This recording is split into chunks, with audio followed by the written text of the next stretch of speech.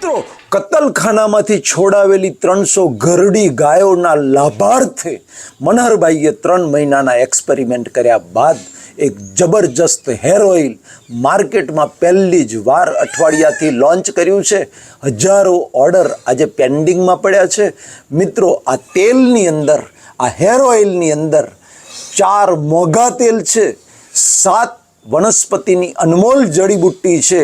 એ બધાને 4 દિવસ સુધી ગૌકાષ્ટ ભસ્મથી સિદ્ધ કરવામાં આવ્યું છે. એવું આ હેર ઓઇલ મિત્રો અઠવાડિયાની અંદર તમારું હેર ફોલિંગ અને ડેન્ડ્રફ ખોડો એનું તો જાણી દુશ્મન છે સાહેબ. અઠવાડિયામાં હેર ફોલિંગ અને ખોડો તમારો ઓછો થવા લાગશે.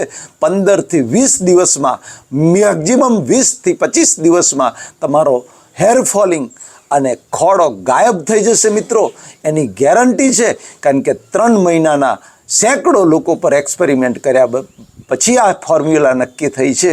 તો મિત્રો, સ્ક્રીન ઉપર જે નંબર દેખાય છે એ વોટ્સએપ અને ગૂગલ પે નંબર છે. એના પર ગૂગલ પે કરી અને એ જ નંબર ઉપર વોટ્સએપ કરો. વોટ્સએપમાં તમારું નામ, પૂરું સરનામું, પિનકોડ નંબર, મોબાઈલ નંબર લખવાનું ખાસ ભૂલતા નહીં. તમારે 100 ml, 200 ml, 300 ml, 400, 500 ml જે જોઈએ છે ક્વોન્ટિટી લખજો. કુરિયરથી તમારે ઘેર ઓછામાં ઓછા 5થી 7 દિવસમાં તમારે ઘેર આવી જશે. મિત્રો, એનો ભાવ સમજાણી લો. 100 mlના 125 રૂપિયા છે, 200 mlના 230 રૂપિયા છે, 400 mlના 460 રૂપિયા છે, 500 mlના 560 રૂપિયા છે. મિત્રો, કોઈ એક્સ્ટ્રા ડિલિવરી ચાર્જ નથી. હોમ ડિલિવરી ઘેર બેઠા તમને અઠવાડિયામાં આ કુરિયરથી પાર્સલ મળી જશે. ગૌશાળાના લાભાર્થ છે. અમારી જે ગૌશાળા છે 300 ઘરડી ગાયોની, એને 1 મહિને 5 લાખ રૂપિયાનું ઘાસ જોઈએ છે. તો મિત્રો, હમણાં જ ગૌ માતાનું નામ લઈ ગૂગલ પે કરી અને આ જ નંબર પર વોટ્સએપથી તમારું એડ્રેસ મોકલી દો. અઠવાડિયામાં ઘેર બેઠા 100% તમને આ હેર ઓઇલ મળી જશે. જબરજસ્ત હેર ઓઇલ છે મિત્રો. જે લોકોએ વાપર્યું છે એ ખુશ થઈ ગયા છે. મિત્રો, શ્રાવણ મહિનો ચાલે છે. શ્રાવણ મહિનો એટલે ભક્તિની અને ઉપવાસની સિઝન. મિત્રો, શ્રાવણ મહિનામાં ઉપવાસ કેમ કરવા જોઈએ આપણે જોયું, પણ અમુક લોકોને આયુર્વેદે સ્પષ્ટ ના પાડી છે કે એવા લોકોએ સપનામાં પણ ઉપવાસનો વિચાર ના કરવો જોઈએ. કારણ કે જો એ કાયમ ઉપવાસ કરશે તો ઉપવાસ એમના માટે ઘાતક સાબિત થાય છે. મિત્રો, કયા લોકો માટે ખાસ સાંભળી લેજો. નંબર 1, જેની પિત્ત પ્રકૃતિ છે. પિત્ત પ્રકૃતિ હોય અને બહુ જ ભૂખ લાગતી હોય, ભૂખ લાગ્યા પછી પેટમાં બળતરા થતી હોય, તો સમજી લો કે એને ક્યારેય ઉપવાસ કરવો નહીં. મિત્રો, આયુર્વેદે સ્પષ્ટ ના પાડી છે. એને રેગ્યુલર 2 ટાઈમ ખાવું જોઈએ, અથવા તો દર 3-4 કલાકે થોડું થોડું પેટમાં નાખવું જોઈએ. દિવસમાં 3-4 વખત થોડું થોડું ખાવું જોઈએ. પિત્ત પ્રકૃતિવાળાએ ક્યારેય પેટ ભરીને ખાવું જોઈએ નહીં. એનું કારણ કે પિત્ત પ્રકૃતિવાળાને હોજરીમાં HCl હાઇડ્રોક્લોરિક એસિડ જરૂર કરતાં વધારે છૂટે છે.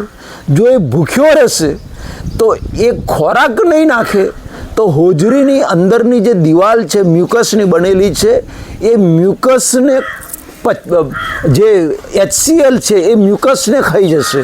જો ખોરાક નહીં નાખે તો, અને મ્યુકસને જો ખાઈ જશે તો એમાંથી અલ્સર અને ચાદા પડે, અને જો અલ્સર પડ્યું અને ના મટ્યું ને ટ્રીટમેન્ટ ના થઈ તો ભવિષ્યમાં સ્ટમક કેન્સર પણ થઈ શકે. એટલે આવા લોકોએ ઉપવાસ નહીં કરવો, પણ એના ઓપ્શનમાં દિવસમાં 3-4 કલાકે અડધું પેટ ભરીને ખાવું, દિવસમાં 4 વખત થોડું થોડું ખાવું, પેટ ભરીને પણ ખાવું નહીં. તો આ પિત્ત પ્રકૃતિવાળા માટે ઉપવાસ કરવો એના કરતાં વધારે ફાયદાકાર. એક પ્રકારનો પિત્ત પ્રકૃતિવાળા માટે ઉપવાસ જ છે. મિત્રો, એટલે આયુર્વેદે પિત્ત પ્રકૃતિવાળાએ ભૂખ્યા રહેવાની ના પાડી છે અને પેટ ભરીને ઠોસીને ખાવાની પણ ના પાડી છે. નંબર 2, જેને ભસ્મક રોગ હોય. ઘણા લોકોને ભસ્મક રોગ હોય. આયુર્વેદમાં ભસ્મક રોગ કયો છે. બરાબર, ભૂખ લાગે, ખોરાક લે, 2-3 રોટલા ઝાપટી જાય યાર, 15-20 રોટલીઓ ઝાપટી જાય, છતાંય શરીર ઉપર મેદ એટલે કે ચરબી જે ધાતુ છે, માંસ ધાતુ એમાંથી બનતી ના હોય. હાડકાં બને, મજ્જા બને, પણ મસલ્સ અને ચરબી એ 2 ધાતુઓ ભસ્મક રોગમાં નથી બનતી.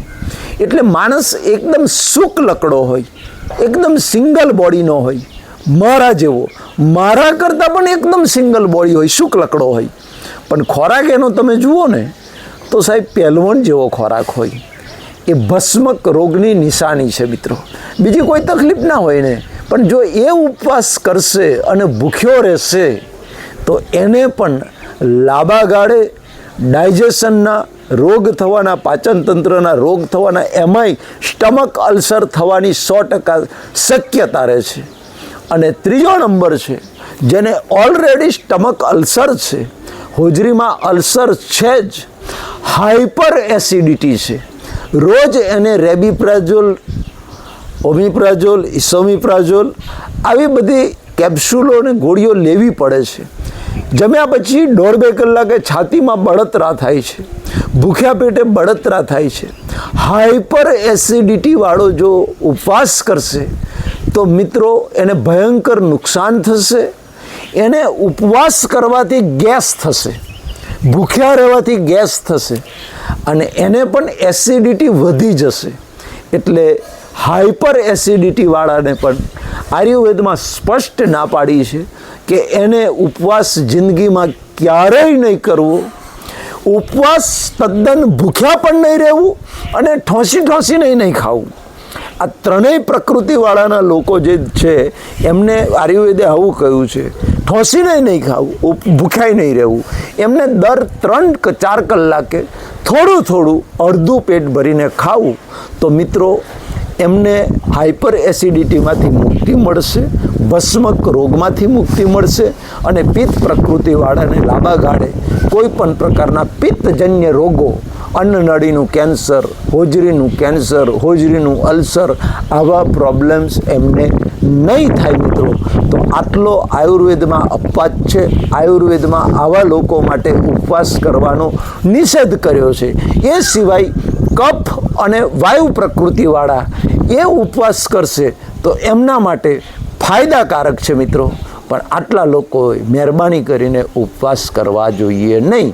દેખાદેખીમાં શ્રાવણ મહિનો નકોરડો કરે, ચાતુર્માસ કરે, શ્રાવણ મહિનામાં એકાદ ઉપવાસ કરે, ના મિત્રો, ના કરશો. કોઈ કહે છે ફળો ખાઈને અમે ના કરી શકીએ. મિત્રો, ફળો એસિડિક હોય છે, એટલે પિત્ત પ્રકૃતિવાળાને જે ફળો જે છે ને એ નુકસાન કરે છે. કેળું પણ એસિડિક છે મિત્રો, સફરજન એસિડિક છે, મોટાભાગના ફળો એસિડિક છે. પછી એ ના હોય એટલે સાબુદાણાની ખીચડી ખાય, તરેલી પાપડી, પેલી સાબુદાણાની પાપડી તરેલી ખાઈને આવું બધું, પછી ફાંકે રાખે, પેલી વેફર ખાઈને, પછી ચેવડો ખાઈને, મીઠો, આ બધું ખાય, એ તો પિત્ત વધારે, એટલે બળતામાં ગયું અમે. એના કરતાં ભાઈ ઉપવાસ જ ના કરશો. આવા લોકો ના જ પાડી છે કે ઉપવાસ કરશો જ નહીં. શાંતિથી દર 3-4 કલાકે જે હલકો ખોરાક નાખો અંદર, પિત્તને શાંત કરે એવો ખોરાક લેવો જોઈએ મિત્રો. તો નિરોગી રહેવાશે, પિત્ત પ્રકૃતિવાળાને કોઈ પ્રોબ્લેમ નહીં થાય. પરમપિતા પરમાત્મા મારા વાલા દર્શકોને લાભવું અને નિરોગી આયુષ્ય આપે. હૃદયથી પ્રાર્થના. મનોહર પટેલના જય ભારત, જય હિન્દ, જય ગુજરાત.